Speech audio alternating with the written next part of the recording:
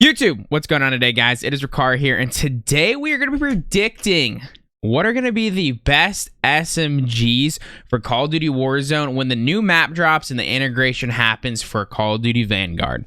Let's go.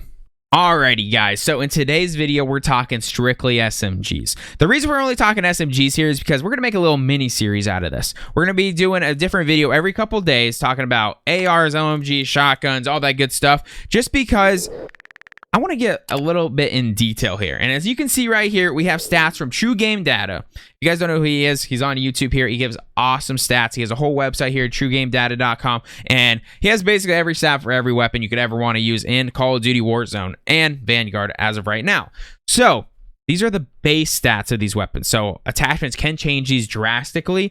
But for the most part, what we're going to be looking for, it's not going to change it too much. But going into Warzone, there is a specific thing that is going to work and what isn't going to work, and we're going to talk about that between each of these. But I think the easiest way to kind of go about this is I'm going to go just row by row here on the side, and we'll talk about the fire rates of these weapons, and then I'll kind of give you a ranking at the end for each one to show you what I think is going to be. So let's talk about them. Starting off here at fire rate, guys, the Ppsh 41 stands out. So, and then we have the Thompson and then the Type 100 and then the Sten's right there with it. But then we have two a little bit lower fire rate guns. Fire rate is usually very important in that integration state. The MP7 was broken in the original Season 1, and then in Cold War Season 1 integration, the MAC-10 was absolutely busted. So I'm very interested to see. Actually, the MAC-10 didn't even come out in the integration, did it? Was that a gun they added on later? I can't remember. It's been a year. It's been over a year now, so I don't remember exactly. But the MAC-10 was broken when it came out. High fire rate weapons usually do pretty well, whether it's an AR or an SMG. So you can't really go wrong with high fire rate. So right now, I think that PPSH obviously is an interesting one. With the MP5 Cold War, it actually integrated really well comparing to that MP5. So I think it's going to be pretty solid in general just because of that fire rate so high. I really am interested in this Thompson. The Thompson is one of those weapons that could be scary good or horrible. But it starts with a very good magazine size, which we'll get to that later. But it's interesting how that's going to work. So as of right now, you can kind of see PPSH and the Thompson are probably your go-tos in that fire rate category. And I think that's a very important thing to note going forward. No range modifiers right now because we didn't add any barrels or anything. It's base stats. ADS speeds, they're all pretty similar, except for this Sten is like significantly faster than any of them. So I'm interested to see how that ends up going into it. We have the sprint to fire speed. This is usually a pretty big one, and some of these have the 167 and other ones have 200. And obviously there's attachments that can change this. So at the end of the day, I don't think there's anything too big on any of these to really stand out. Right now, we're just kind of looking at fire rate as the big one, and then next one's going to be movement speed for me. As you can see here, the Sten has the highest movement speed of any of these, which is interesting because movement speed is so very important, and we've seen that recently with the OTS-9. The reason everyone loves the OTS-9 is because you literally feel like you're skating out there. You're putting people on skates constantly, and it's so good. And then it has that high damage modifier that it just makes it so good. And so you can see they're all pretty good movement speed. So there isn't anything too drastic at the moment with no attachments, but you can see right here, Sten has the fastest base movement speed. ADS movement speed is a big one as well. Obviously, strafing. You guys remember when the integration happened with Cold War and the strafing on a lot of the weapons like the Farah was broken? Like absolutely, you're just like running back and forth sideways just as fast as you run forward, and it was nuts. So if they do get some of these strafing mechanics in the game, like these things are moving, guys. And that's another one. We'll look at the Sten, 3.98. It's a sleeper, man. A lot of people aren't using it yet in Vanguard, but it's a sleeper. There's a lot of good things going on with that weapon.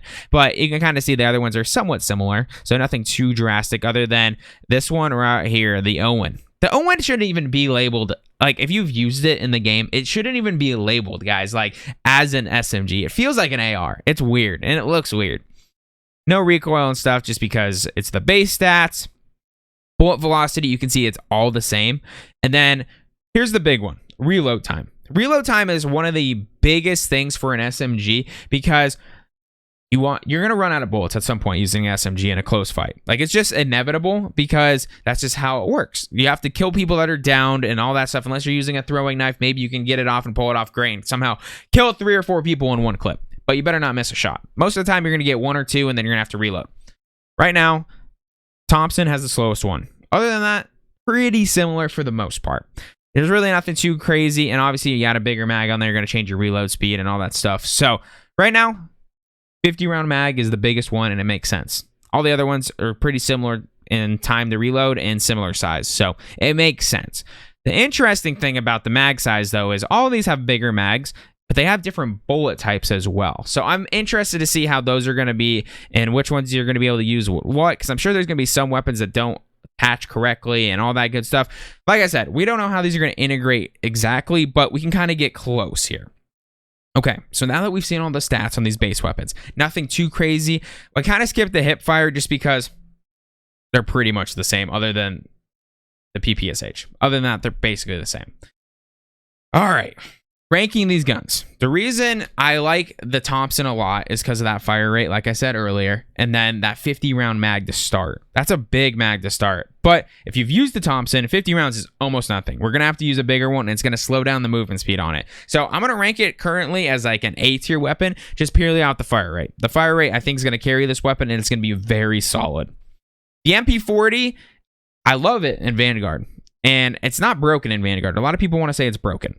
It has good multipliers, and that's why sometimes you're like, dang, those people died faster. Or if you didn't hit them in the head or you didn't shoot upper body, like, it takes a while to kill them. So it is one of those guns that is kind of a sleeper. Like, I don't know if I can call it a complete sleeper just because it's very, like, it's overrated almost because everyone's talking about it. The MP40, I would probably rate as like a B or an A tier, like a B tier weapon probably, just because there's nothing here from the base stats that absolutely stands out. If we can see some crazy multipliers and the time to kill is really fast, we might get an OTS 9 again because it's going to be a very similar gun. So we'll see what ends up happening with that. But as of right now, I'm going to kind of like with the damage fall off and all that stuff on it, I think that fire rate isn't high enough to make up for the lack of range and a couple other things. So we'll see what ends up happening, but I'm going to rate it like a B tier right now. The Owen Gun.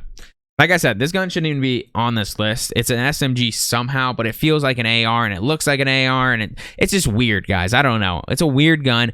Maybe somehow it's broken and has a crazy time to kill, but as of right now, I think it's going to be like a D or an F tier just because the movement's bad on it, which is huge for SMGs, and then the fire rate's bad, and so obviously it's going to do a lot of damage per bullet, but it's just going to be an iffy weapon. The Ppsh, I think, has the second highest potential out of any of these other than, I don't know. I think it has a really high potential. I wanted to say a second, but I don't know if I can really rank these one side by side right now and be confident about it. So I think it's going to integrate as like an A or a B tier weapon. It's not doing the best in Vanguard, and it's getting a lot of hate in Vanguard. And I don't know why they have to put the same weapons into the game because like they did it with the MP5 and they're doing it with the Ppsh. But I think it's going to come in as like a probably an A tier weapon. I don't know. I think the Ppsh in Warzone has been overlooked for a while and it's done pretty well recently. So I think that this is actually going to integrate similarly and perform very well. The Sten. This is the gun I was the most surprised of. It has awesome stats for Warzone. Great movement, good mag size, good reload time. I mean, there's a lot good about this gun. ADS speed's phenomenal. This might actually integrate as the best SMG. There's legitimately a chance, and people are sleeping on it right now.